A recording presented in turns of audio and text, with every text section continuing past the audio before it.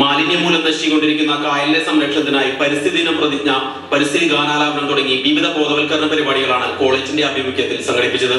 ഈ ഭൂമി വിശുദ്ധിയോടെ അടുത്ത തലമുറയ്ക്ക് കൈമാറാൻ ഞാൻ ബാധ്യസ്ഥനാണ്.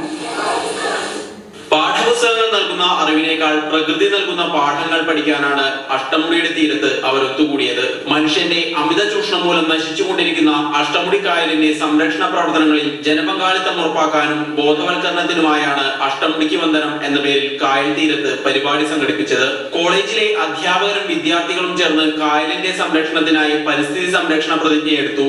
പ്രവർത്തനങ്ങളിലേക്ക് കൂടുതൽ പേരെ ആകർഷിക്കുന്നതിനായി വിവിധ കലാപരിപാടികൾ സംഘടിപ്പിച്ചു.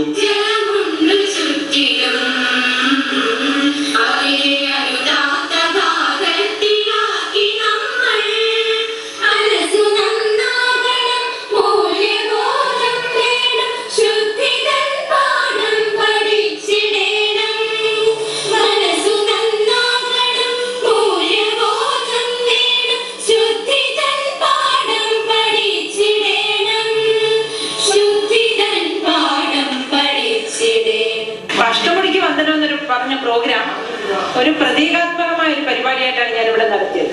ജലസ്രോതസ്സുകളൊക്കെ തന്നെ ഒരു നാടിന്റെ നന്മയാണ്, പക്ഷെ അതിനെ നമ്മൾ നാടിന്റെ ശാപമാക്കി മാറ്റുകയാണ് ചെയ്യുന്നത്.